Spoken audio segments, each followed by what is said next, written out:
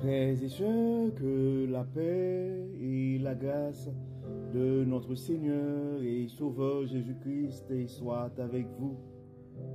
Ici est AWH Redemption Ministries pour notre méditation du dimanche 6 octobre 2024.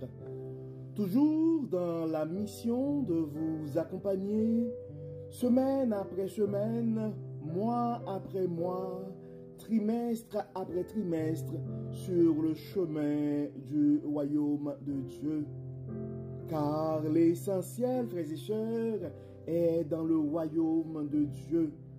La force est en Dieu, l'abondance est en Dieu, la sagesse est en Dieu, et oui, l'espérance, frères et sœurs, est en notre Dieu.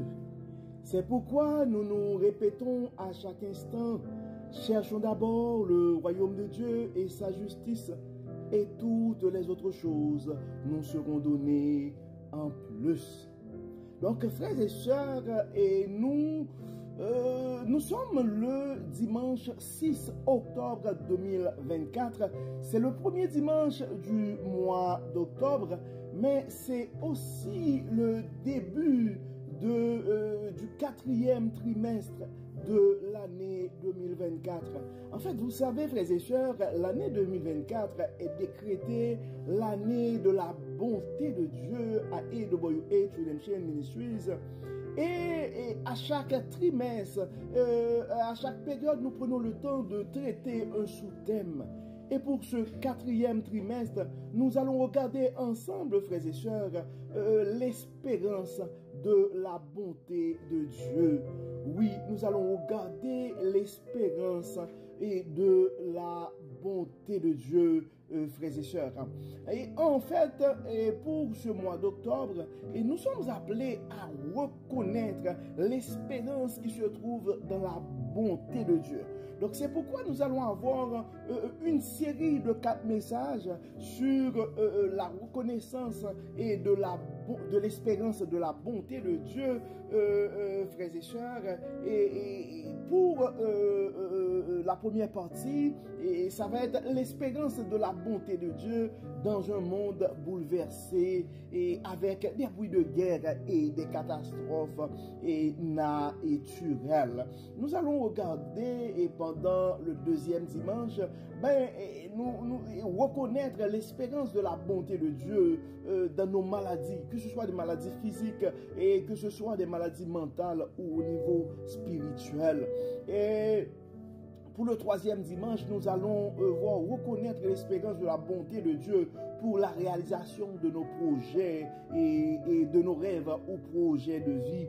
Et pour la quatrième partie, le dernier dimanche du mois d'octobre, nous allons voir ce sujet, reconnaître l'espérance de la bonté de Dieu pour contrer les croyances limitantes et gagner des combats spirituels.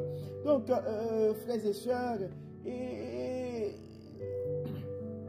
nous devons nous rappeler, en fait, que pour le mois d'octobre, qui est le 10e mois de l'année, et nous allons regarder, et comme on l'a déjà annoncé, la bonté, et disons, nous allons regarder l'espérance qui vient de Dieu. Mais nous devons nous rappeler que pendant l'année, par exemple pour le premier trimestre de l'année 2024, nous avons été appelés à méditer sur la rédemption, qui est selon nous la plus grande manifestation de la bonté de Dieu. Donc pour le deuxième trimestre de l'année 2024, et donc le thème que nous avons eu, le sous-thème a été l'abondance et de la bonté de Dieu. L'abondance de la bonté de Dieu pour le deuxième trimestre. Et pendant le troisième trimestre de l'année 2024, et de juillet à septembre, donc nous allons méditer sur la sagesse et de la bonté de Dieu. Et pour le dernier trimestre de l'année, donc soit le quatrième, et donc nous sommes invités à méditer sur l'espérance de la bonté de Dieu. Donc, en fait, la méthodologie, ça ne change pas, frères et sœurs. Donc, et notre approche pour le mois d'octobre, qui est le premier mois du 4e trimestre, donc nous sommes appelés à reconnaître l'espérance de la bonté de Dieu. Donc, en fait, à travers nos 4 méditations, donc ce que nous allons essayer de faire, frères et sœurs, c'est de nous aider à prendre conscience et c'est de nous aider à comprendre, à réaliser et que en dépit de tout ce qui arrive là, donc il y a de l'espérance. Donc l'espérance, nous avons donc la puissance qui se trouve dans l'espérance que nous pouvons trouver quand Dieu en fait. Ça, c'est très important, frères et sœurs. Donc, c'est ça, pendant le mois d'octobre, et reconnaissons, frères et sœurs, pendant le mois d'octobre, que nous pouvons trouver de l'espérance dans la bonté de Dieu. Donc, soyons conscients, frères et sœurs, du fait que Dieu, dans sa bonté, et a cette volonté de nous donner un avenir et de l'espérance. Nous rappelons des paroles de Jérémie, du prophète Jérémie, dans le chapitre 29, des versets 11 à 14. Car je connais les projets que j'ai formés sur vous, dit l'Éternel, projets de paix et non de malheur, afin de vous donner un avenir et de l'espérance. Donc, vous m'évoquerez dans le verset 12 et vous partirez, vous me prierez et je vous exaucerai. Vous me chercherez et vous me trouverez si vous me chercherez de tout votre cœur. Je me laisserai trouver par vous, dit l'Éternel, et je ramènerai vos captifs. Je vous rassemblerai de toutes les nations et de tous les lieux où je vous ai chassés, dit l'Éternel, et je vous ramènerai dans le lieu dont je vous ai fait aller en captivité. Donc, frères et sœurs, le sujet que nous avons pour notre méditation de ce matin, qui va être la première partie de notre série de 4 messages, c'est l'espérance de la bonté de Dieu dans un monde bouleversé, et que ce soit avec des bruits de guerre et des catastrophes naturelles. Donc, parlons de catastrophes naturelles, frères et sœurs. Nos pensées et prières sont avec les victimes de l'ouragan Hélène, particulièrement nos frères et sœurs de la Caroline du Nord aux États-Unis. Nous ne pouvons pas nous empêcher d'avoir une pensée spéciale aussi pour d'autres frères et sœurs à travers le monde qui sont exposés à des dangers de guerre, à la famine. Certains sont même persécutés à cause de leur foi. Les conflits dans le Proche-Orient, Israël est en train de mener une bataille actuellement sur plusieurs fronts. Le conflit entre l'Ukraine et la Russie suit toujours son cours. La tension entre la Chine et Taïwan, et sans tenir compte des autres tensions et conflits avec d'autres voisins de la Chine comme le Japon en mer orientale, des conflits territoriaux.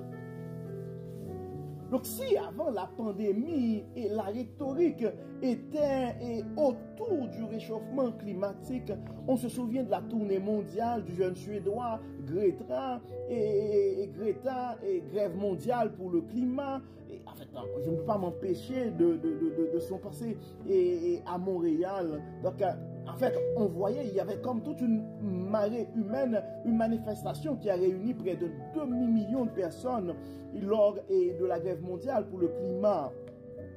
En fait, même le premier ministre du Canada, à l'époque, je pense que c'était en 2019, participait à cette manifestation. Donc, on a eu un peu plus tôt, au cours des années, par exemple en décembre 2015, l'accord de Paris qui a été entré en vigueur le 4 novembre 2016. Donc après, en 2020, c'était la pandémie. Et donc ensuite, il y avait les vaccins, tous les débats avec les vaccins. Et puis depuis tantôt, c'est la course à l'armement. La majorité des pays, pour ne pas dire la totalité des puissances mondiales, augmentent leur budget en armement et encouragent leurs alliés à faire la même chose. Le message des leaders du monde, frères et sœurs, est clair. L'heure est à la guerre. Il faut escalader pour désescalader. Qui veut la paix, dit-on, prépare la guerre. C'est ce que la sagesse humaine nous apprend. On entend souvent cette phrase, la meilleure défense, c'est l'attaque. Par exemple, certains experts pensent que c'est une opportunité inouïe qui s'offre à Israël pour attaquer les installations nucléaires de l'Iran et suite à cette attaque directe de l'Iran sur Israël. Donc, on pourrait se questionner avec raison, frères et sœurs. Elle est où l'espérance pour un monde ou un lendemain meilleur? Voilà pourquoi, frères et sœurs, nous vivons dans un temps où l'espérance de la bonté de Dieu a toute sa place. À mon humble avis, c'est la seule option qui s'offre à notre monde. Pendant que nos leaders parlent de cessez-le-feu dans leurs approches ou démarches électoralistes, nous vivons l'escalade.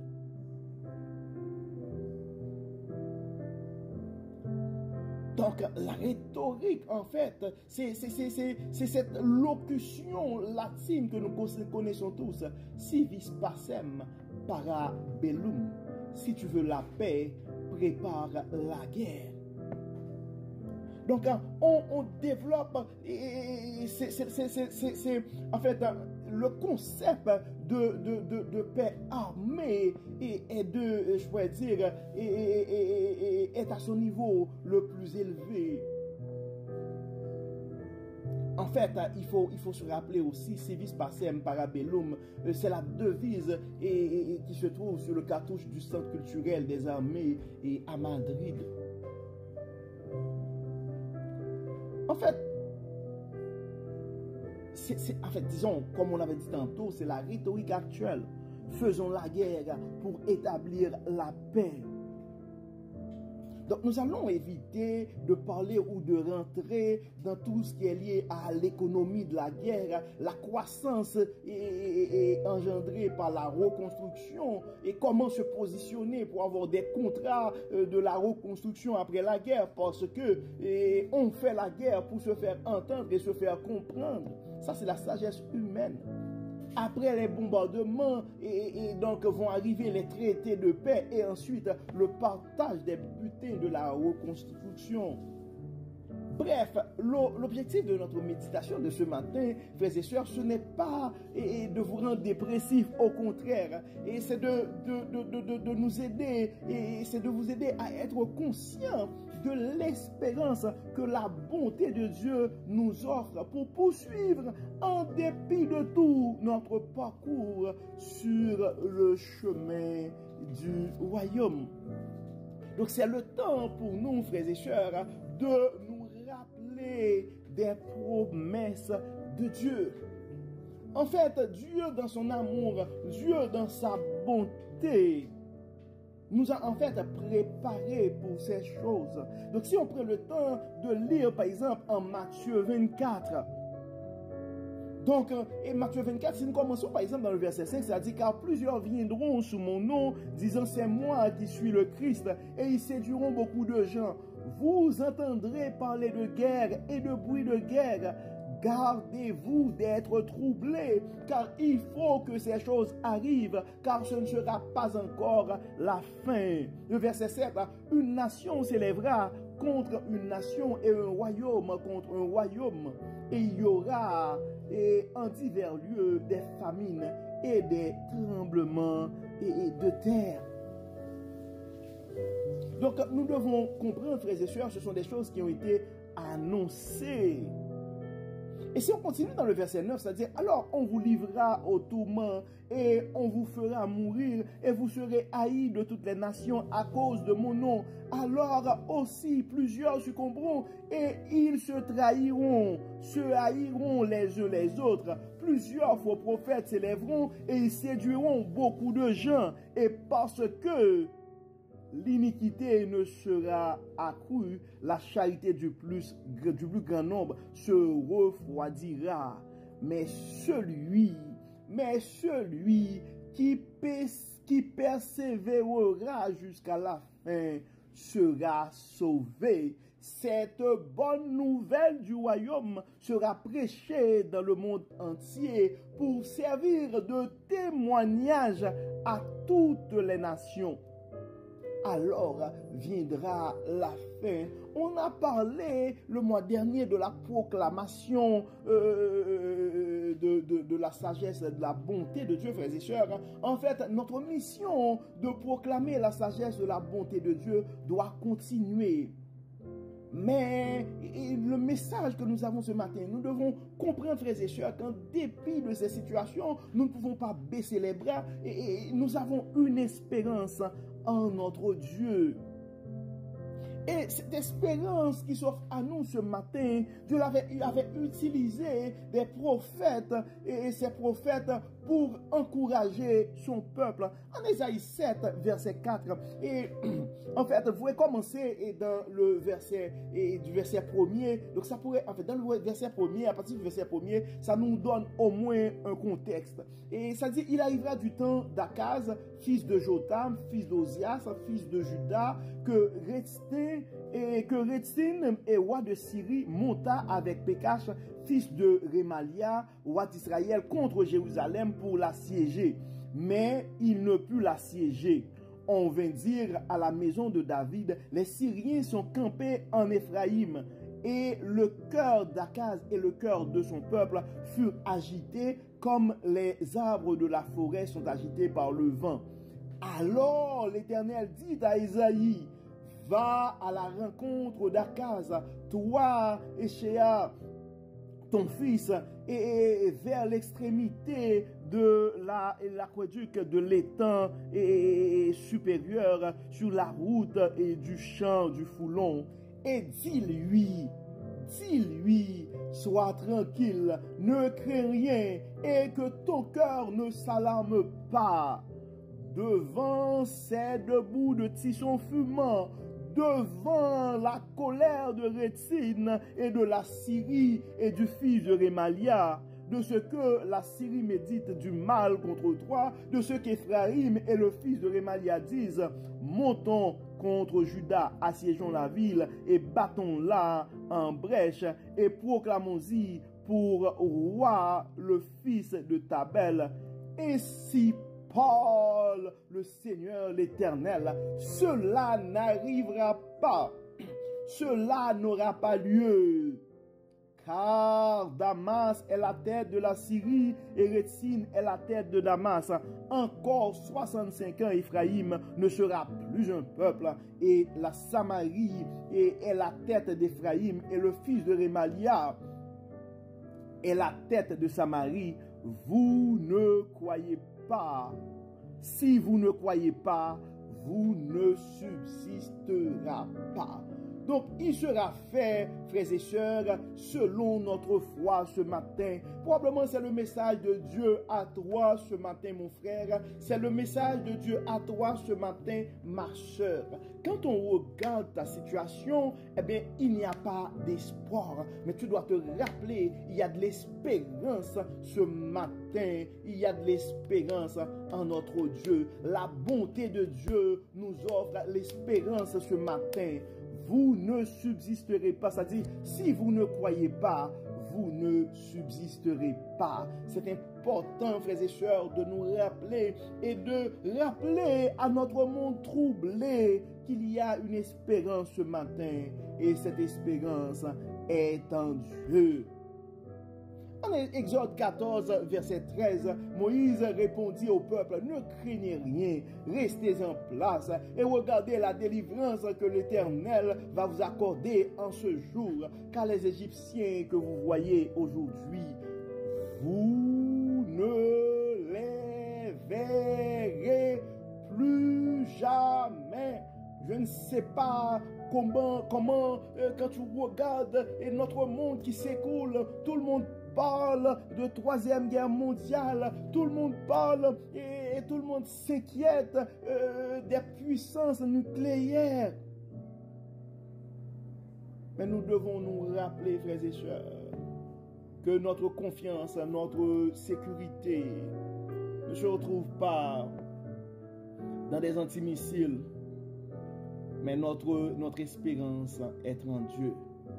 Notre espérance, frères et sœurs, est en Dieu. Et notre monde a besoin de savoir que l'espérance est dans la bonté de Dieu. L'espérance, frères et sœurs, est dans la bonté de Dieu. Donc c'est pourquoi, mon frère, c'est pourquoi, ma sœur, face au bruit de guerre, face aux intempéries et face à toute forme de tension que nous pouvons voir, constater et imaginer, nous devons nous rappeler que notre espérance est dans la bonté de Dieu, car il est le Dieu fidèle qui n'abandonne jamais ses enfants. Nous devons nous rappeler ces paroles que Jésus-Christ nous a laissées en Jean 16, verset 33. Je vous dis ces choses afin que vous ayez la paix en moi. Vous aurez des tribulations dans le monde, mais prenez courage, j'ai vaincu le monde. En 1 Jean 4, verset 4, nous pouvons lire ces choses, frères et sœurs. Vous, petits enfants, vous êtes de Dieu et vous les avez vaincus, parce que celui qui est en vous est plus grand que celui qui est dans le monde. Donc, frères et sœurs, peu importe les circonstances, nous sommes appelés à reconnaître que notre espérance est dans la bonté de Dieu. C'est pourquoi nous parlons, frères et sœurs, de l'espérance, de la bonté de Dieu. Nous devons reconnaître que nous avons cette option face aux difficultés de la vie. Donc le tyran peut essayer de nous rendre captifs. Le tyran peut attaquer notre corps par la maladie. Mais si nous arrivons à garder notre foi en Dieu, eh bien le tyran, le mal n'arrivera jamais à nous empêcher d'espérer. Donc nous devons nous rappeler, frères et sœurs, que l'espérance est l'une des 3 vertus théologales. Je pense que l'année dernière, on en avait parlé un peu. Donc on se souvient de cette parole. Maintenant, ces 3 choses demeurent: la foi, l'espérance et la charité. 1 Corinthiens 13, verset 13. Donc, ce sont en fait les 3 vertus théologales. Probablement dans une autre série, on parlera en fait des différentes vertus. Donc, au niveau de la théologie particulièrement, et dans la foi chrétienne, particulièrement au niveau de l'Église catholique, on parle des vertus, on parle de 7 vertus en fait. On parle des 4 vertus cardinales et qui sont la prudence, la tempérance, la force ou le courage, la justice. Donc ce sont les vertus cardinales. Et puis il y a ce qu'on appelle les vertus théologales et les vertus en relation avec Dieu, qui est la foi, l'espérance et la charité ou l'amour du prochain, l'agapé comme on le dit. Donc c'est pourquoi des fois, donc c'est en relation avec Dieu. C'est pourquoi souvent on dit notre foi est en Dieu. Oui, notre foi est en Dieu. Donc, généralement, la foi est une ferme assurance des choses qu'on espère. Et une ferme assurance des choses qu'on espère et une démonstration des choses qu'on ne voit pas. Donc ça, c'est la foi que nous avons en Dieu, frères et sœurs. Et la foi que nous avons en Dieu, c'est une espérance et c'est une ferme assurance des choses qu'on espère. et une démonstration des choses qu'on ne voit pas. Donc notre espérance, frères et sœurs, est en Dieu. Et souvent on parle aussi, on dit l'amour de Dieu qui surpasse l'intelligence des hommes. Donc l'amour de Dieu est au-dessus de tout. Mais aujourd'hui nous allons parler surtout de l'espérance, frères et sœurs. Donc nous devons comprendre, et espérance, tout le monde a d'espérance. Espérance, c'est espérer que la chose souhaitée va arriver. C'est espérer la guérison. C'est espérer que quelque chose de bien va arriver. Ça, c'est l'espérance tout court. Mais notre espérance en Dieu qui est liée à notre foi. Donc, c'est comme une assurance, frères et sœurs. C'est pas juste un vœu pieux. Mais c'est quelque chose de garanti parce que notre espérance est liée aux promesses de Dieu. Donc c'est une attente confiante en fait. Parce que notre Dieu, c'est un Dieu fidèle. C'est un Dieu bon, c'est un Dieu juste qui n'abandonne jamais ses enfants. Donc c'est pourquoi, mon frère, c'est pourquoi ma soeur, et en dépit des circonstances, tu peux continuer à espérer. Et je ne peux pas m'empêcher, frères et sœurs, de terminer avec ces paroles de l'apôtre Paul en Romains, chapitre 5, versets 4 et 5. La persévérance produit la vertu éprouvée. La vertu éprouvée produit l'espérance. Et l'espérance ne déçoit pas, puisque l'amour de Dieu a été répandu dans nos cœurs par l'Esprit qui nous a été donné. En fait, juste ces deux versets, frères et sœurs, en fait, le temps avance et on arrive déjà à 26 minutes. Je ne veux pas être plus long que ça, mais juste ces deux versets, ça dit tout, frères et sœurs. La persévérance produit la vertu éprouvée. La vertu éprouvée produit l'espérance. Probablement dans tes moments d'adversité ce matin, probablement quand tu regardes notre monde bouleversé, des bruits de guerre, probablement tu nous écoutes présentement, tu es dans un pays étranger parce que tu as dû laisser ton pays et tu as dû te réfugier dans un autre endroit parce que tu as peur pour ta vie. Donc la persévérance, donc par rapport à cette situation, donc tu es toujours dans le désert, tu es toujours dans cette adversité, tu es toujours dans cette maladie. Il y a toujours cette menace pour ta vie. Mais dans ce moment, ça prend la persévérance. Donc la persévérance produit la vertu éprouvée. La vertu éprouvée produit l'espérance. Et nous devons comprendre, frères et sœurs, l'espérance que nous avons, ce n'est pas juste un simple d'espérance, c'est l'espérance que nous avons en Dieu. Dans le verset 5, ça dit, et l'espérance ne déçoit pas. L'espérance en un homme peut décevoir, mais l'espérance en Dieu ne déçoit pas. Ça dit, et l'espérance ne déçoit pas, puisque l'amour de Dieu a été répandu dans nos cœurs par l'Esprit Saint qui nous a été donné. C'est pourquoi, frères et sœurs, pour pouvoir vivre ces choses, pour pouvoir garder en nous ces vertus théologales, c'est la foi, l'espérance et l'amour, nous avons besoin du Saint-Esprit. C'est pourquoi dans nos prières, et nous n'arrêtons pas depuis cette semaine, mais depuis plusieurs semaines, de demander à Dieu de garder en nous vivant le Saint-Esprit. Ce n'est pas sans raison que avant son départ, Jésus-Christ avait promis le Saint-Esprit, le consolateur, le paraclète, à ses enfants, particulièrement aux apôtres. Et nous avons tous la possibilité d'avoir cet esprit. Nous avons cet esprit en nous. La persévérance produit la vertu éprouvée. La vertu éprouvée produit l'espérance.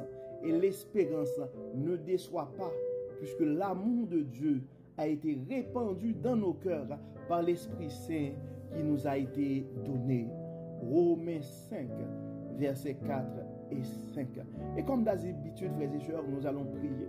Nous allons prier et nous allons intercéder pour nos frères et sœurs qui sont en train de souffrir, que ce soit des intempéries, que ce soit des catastrophes naturelles, que ce soit la guerre, que ce soit des conflits ou toute forme de tension qu'il y a dans le monde. Nous allons demander à Dieu de nous donner le courage pour que nous puissions garder la foi en lui et persévérer dans ces moments. Et nous allons demander à Dieu de nous aider à travers son amour à cultiver l'espérance en Dieu et en Dieu seul. Prions le Seigneur. Dieu de bonté, Dieu d'amour, Dieu de fidélité, merci Seigneur pour ta bonté, merci Seigneur pour ta faveur, merci Seigneur pour la manière que tu n'arrêtes pas de nous révéler ta sagesse. Merci Seigneur pour le pardon de nos péchés, merci pour la rédemption. Merci Seigneur pour le Saint-Esprit.